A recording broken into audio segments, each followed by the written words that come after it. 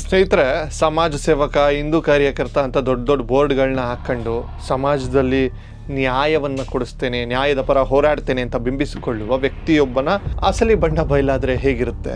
ಮಂಗಳೂರಿನ 6ನೇ ಹೆಚ್ಚುವರಿ ಜಿಲ್ಲಾ ಮತ್ತು ಸತ್ರ ನ್ಯಾಯಾಲಯದ ಒಂದು ಮಹತ್ವದ ಆದೇಶ ಇಡೀ ಸಮಾಜವನ್ನ ಮತ್ತು ಮುಖ್ಯವಾಗಿ ನಮ್ಮ ಪೊಲೀಸ್ ವ್ಯವಸ್ಥೆಯನ್ನ ಎಚ್ಚರಿಸುವಂತೆ ಕಾಣಿಸ್ತಾ ಇದೆ. ಇವತ್ತು ನಾವು ಮಾತಾಡ್ತಿರೋದು ಮಹೇಶ್ ಶೆಟ್ಟಿ ತಿಮರೋಡಿಯ ಬಗ್ಗೆ.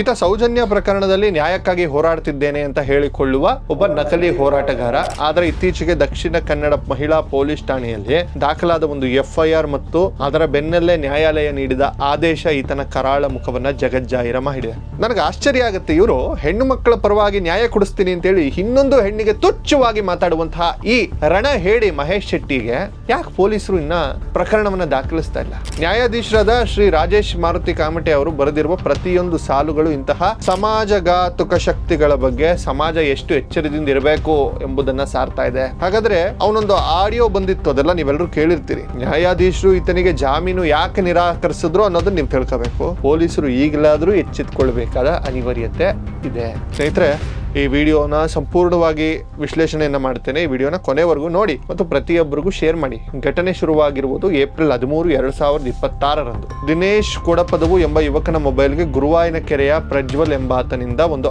ಆಡಿಯೋ ಬರುತ್ತದೆ. ಆ ಆಡಿಯೋ ಕೇಳಿದ ದಿನೇಶ್ ಆಘಾತಕ್ಕೊಳಗಾಗ್ತಾನೆ.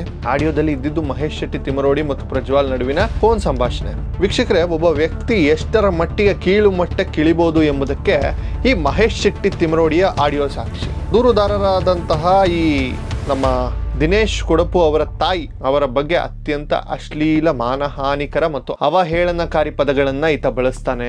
ಕೋರ್ಟ್ ದಾಖಲೆಗಳ ಪ್ರಕಾರ ಆತ ಬಳಸಿದ ಪದಗಳು ಬಹಳ ಕೆಟ್ಟದಾಗಿದೆ. ಅವರ ತಾಯಿಗೆ ಅಂದ್ರೆ ಆ ವ್ಯಕ್ತಿ ಯಾರು ಕಲಾವಿದ ಇದ್ದಾನಲ್ಲ, ಆತನ ತಾಯಿಗೆ ಹಿರಿಯರೊಬ್ಬರ ಜೊತೆ ಮಲಗಿದ್ದಾಳ ಅಂತ ಅತ್ಯಂತ ನೀಚವಾಗಿ ಒಬ್ಬ ತಾಯಿಯ ಚಾರಿತ್ರ್ಯವನ್ನ ಪ್ರಶ್ನಿಸ್ತಾನೆ. ಅವನಿದ್ನಲ್ಲ ಕೊಡಪುದವನು ಮಂದಾರ ಸುಂದರ್ ರೈ, ಇವರು ಶೆಟ್ಟಿ ಅವರಿಗೆ ಹುಟ್ಟಿದ್ದವರಲ್ಲ, ಯಾರಿಗೋ ಮನೆ ಬದಿಯಲ್ಲಿ ಜೈನರ ಮನೆ ಇರಬಹುದು, ಅವರಿಗೆ ಹುಟ್ಟಿದವರು ಅಂತ ಹೇಳ್ತಾನೆ.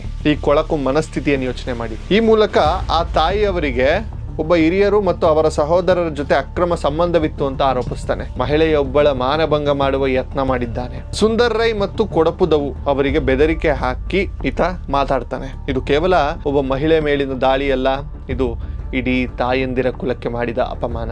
ಜೊತೆಗೆ ಜೈನ ಸಮುದಾಯವನ್ನ ಅತ್ಯಂತ ಕೀಳಾಗಿ ಬಿಂಬಿಸುವ ಮೂಲಕ 2 ಧರ್ಮಗಳ ನಡುವೆ ಬೆಂಕಿ ಹಚ್ಚುವ ಕೆಲಸವನ್ನ ಈತ ಮಾಡಿದ್ದಾನೆ. ಇದೇ ಕಾರಣಕ್ಕೆ ದಕ್ಷಿಣ ಕನ್ನಡ ಮಹಿಳಾ ಪೊಲೀಸ್ ಠಾಣೆಯಲ್ಲಿ BNS ಕಾಯ್ದೆಯ ಸೆಕ್ಷನ್ 196/1, 352, 351/2 ಮತ್ತು 79ರ ಅಡಿಯಲ್ಲಿ ಪ್ರಕರಣ ದಾಖಲು ಮಾಡ್ತಾರೆ. ಪೊಲೀಸರು ಅರೆಸ್ಟ್ ಮಾಡ್ತಾರೆ ಅಂತ ಗೊತ್ತಾಗ್ತಿದ್ದಂತೆ ಮಹೇಶ್ ಶೆಟ್ಟಿ ತಿಮರೋಡಿ ನಿರೀಕ್ಷಣಾ ಜಾಮೀನಿಗಾಗಿ ನ್ಯಾಯಾಲಯದ ಮೊರೆ ಹೋದ. ಆತನ ಪರ ವಕೀಲರು ಕೋರ್ಟ್ನಲ್ಲಿ ಏನೇನು ವಾದ ಮಾಡಿದ್ರು ಗೊತ್ತಾ? ಇದು ಕೇವಲ ವೈಯಕ್ತಿಕ ದ್ವೇಷಕ್ಕಾಗಿ ಮಾಡಿರುವಂತಹ ಆರೋಪ, ಸುಳ್ಳು ಕೇಸು. ಮಹೇಶ್ ಶೆಟ್ಟಿ ಸೌಜನ್ಯ ಪ್ರಕರಣದಲ್ಲಿ ಹೋರಾಡ್ತಿರೋದ್ರಿಂದ ಆತನ ಧ್ವನಿಯನ್ನ ಅಡಗಿಸಲು ಮಾಡಿರುವ ಸಂಚು ಇದು. ದೂರುದಾರರು ಮತ್ತು ಆರೋಪಿಗೂ ಯಾವುದೇ ನೇರ ಸಂಪರ್ಕ ಪರಿಚಯ ಇಲ್ಲ. ಕೇವಲ ಒಂದು ಆಡಿಯೋ ಕ್ಲಿಪ್ ಇಟ್ಕೊಂಡು ದೂರು ನೀಡಲಾಗಿದೆ. ಆಡಿಯೋದ ನೈಜತೆ FSL ಪರೀಕ್ಷೆಗೆ ಮಾಡಬೇಕು. ಘಟನೆ ನಡೆದಿದ್ದು 11/4/2026ರಂದು, ಆದರೆ ದೂರು ನೀಡಿದ್ದು 13/4/2026ರಂದು. ಈ ವಿಳಂಬ ಪ್ರಕರಣದ ಬಗ್ಗೆ ಅನುಮಾನ ಮೂಡಿಸ್ತದೆ. ಇದೆಲ್ಲವನ್ನ ಕೇಳಿದಾಗ ಸಾಮಾನ್ಯ ಜನರಿಗೂ ಹೌದಲ್ವಾ, ಆಡಿಯೋ ಫೇಕ್ ಇರಬಹುದಾ ಅನ್ನಿಸಬಹುದು. ಆದ್ರೆ ಸರ್ಕಾರಿ ಅಭಿಯೋಜಕರು ಅಂದ್ರೆ ಪಬ್ಲಿಕ್ ಪ್ರಾಸಿಕ್ಯೂಟರ್ ನ್ಯಾಯಾಲಯದ ಮುಂದಿಟ್ಟ ಸತ್ಯಗಳ ಆರೋಪಿಯ ಬಣ್ಣವನ್ನ ಸಂಪೂರ್ಣವಾಗಿ ಬಯಲು ಮಾಡ್ತವೆ. ವೀಕ್ಷಕರೇ, ಪಬ್ಲಿಕ್ ಪ್ರಾಸಿಕ್ಯೂಟರ್ ನ್ಯಾಯಾಲಯದಲ್ಲಿ ಬಿಚ್ಚಿಟ್ಟ ರಹಸ್ಯ ಕೇಳಿದ್ರೆ ನೀವು ಬೆಚ್ಚಿ ಬೀಳ್ತೀರಿ. ಈ ಮಹೇಶ್ ಶೆಟ್ಟಿ ತಿಮರೋಡಿಯ ಮೇಲೆ ಬೆಳ್ತಂಗಡಿ ಪೊಲೀಸ್ ಠಾಣೆಯಲ್ಲಿ ಸೇರಿದಂತೆ ವಿವಿಧ ಪೊಲೀಸ್ ಠಾಣೆಗಳಲ್ಲಿ ಬರೋಬ್ಬರಿ 31 ಕೇಸುಗಳು ದಾಖಲಾಗಿವೆ. ನೀವು ಸರಿಯಾಗಿ ಕೇಳ್ತಾ ಇದ್ದೀರಿ. ನ್ಯಾಯಾಲಯ ತನ್ನ ಆದೇಶದಲ್ಲಿ ಇದನ್ನೇ ಸ್ಪಷ್ಟವಾಗಿ ಉಲ್ಲೇಖಿಸಿದೆ. ಸರ್ಕಾರಿ ಅಭಿಯೋಜಕರು ನೀಡಿದ ಆಕ್ಷೇಪಣೆಯ ಪ್ರಕಾರ ಈತ ಒಬ್ಬ ಅಬ್ಯೂಚುವಲ್ ಅಫೆಂಡರ್, ಅಂದ್ರೆ ನಿರಂತರವಾಗಿ ಅಪರಾಧಗಳನ್ನ ಎಸಗುವಂತಹ ಕೀಳು ಮಟ್ಟದ ವ್ಯಕ್ತಿ. ಆರೋಪಿಯ ವಕೀಲರು 13 ಕೇಸುಗಳಲ್ಲಿ ಖುಲಾಸೆಯಾಗಿದೆ ಮತ್ತು 2 ಕೇಸುಗಳಲ್ಲಿ ಬಿ ರಿಪೋರ್ಟ್ ಆಗಿದೆ ಅಂತ ವಾದಿಸ್ತಾರೆ. ಆತನ ಮೇಲಿರುವ ಕ್ರಿಮಿನಲ್ ಹಿನ್ನೆಲೆಯನ್ನು ನ್ಯಾಯಾಲಯ ಅತ್ಯಂತ ಗಂಭೀರವಾಗಿ ಪರಿಗಣಿಸುತ್ತೆ. ನ್ಯಾಯಾಧೀಶರಾದ ಶ್ರೀ ರಾಜೇಶ್ ಮಾರುತಿ ಕಾಮಟಿ ಅವರು ಕೇವಲ ಸೆಕ್ಷನ್ಗಳನ್ನು ನೋಡಿ ತೀರ್ಪು ನೀಡಲಿಲ್ಲ, ಸಮಾಜದ ಸ್ವಾಸ್ಥ್ಯವನ್ನ ಗಮನದಲ್ಲಿಟ್ಟುಕೊಂಡು ಐತಿಹಾಸಿಕ ಆದೇಶವನ್ನು ನೀಡಿದ್ರು. ಜಾಮೀನು ನಿರಾಕರಿಸಲು ಅವರು ನೀಡಿದ ಪ್ರಮುಖ ಕಾರಣಗಳು ಪ್ರತಿಯೊಬ್ಬರಿಗೂ ತಿಳಿದುಕೊಳ್ಳಬೇಕು. BNS ಸೆಕ್ಷನ್ 196/1 ಜಾಮೀನು ರಹಿತವಾದದ್ದು.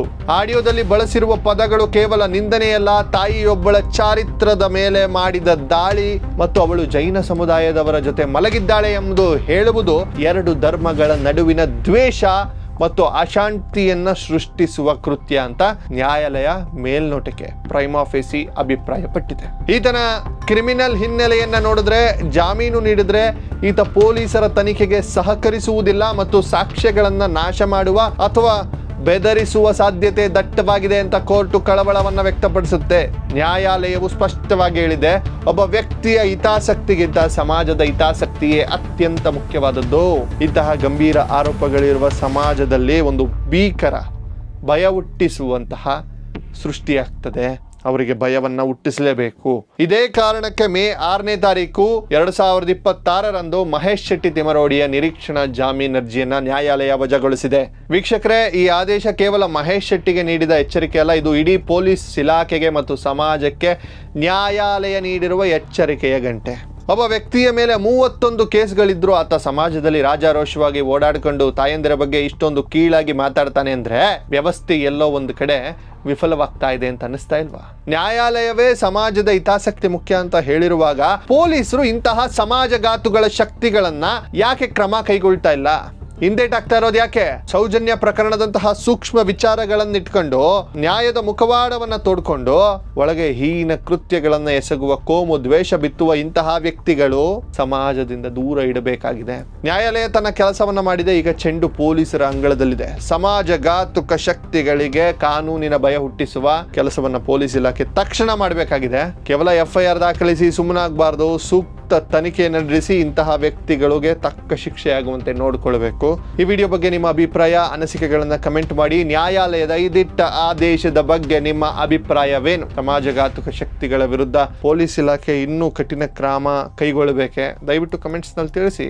ಇದೇ ರೀತಿ ಆಳವಾದ ವಿಶ್ಲೇಷಣೆಗಳನ್ನ ಮತ್ತು ಸಮಾಜದ ನೈಜ ಮುಖವನ್ನ ಬಯಲು ಮಾಡುವಂತಹ ಕಂಟೆಂಟ್ಗಳಿಗಾಗಿ ನನ್ನ ಪರ್ಸನಲ್ ಇನ್ಸ್ಟಾಗ್ರಾಮ್ ಖಾತೆ ವಿಕಾಸ್ ಶಾಸ್ತ್ರಿಯನ್ನ ಫಾಲೋ ಮಾಡಲು ಮರೆಯದಿರಿ. ಅಲ್ಲಿ ನಾವಿನ್ನೂ ಹೆಚ್ಚಿನ ವಿಚಾರಗಳನ್ನ ಚರ್ಚೆ ಮಾಡ್ತೀವಿ. ಈ ವಿಡಿಯೋಗಳನ್ನ ಪ್ರತಿಯೊಬ್ಬರಿಗೂ ಶೇರ್ ಮಾಡಿ. ಸತ್ಯ ಎಲ್ರಿಗೂ ತಲುಪಲಿ. ಜೈ ಹಿಂದ್, ಜೈ ಕರ್ನಾಟಕ, ವಂದೇ ಮಾತರಂ.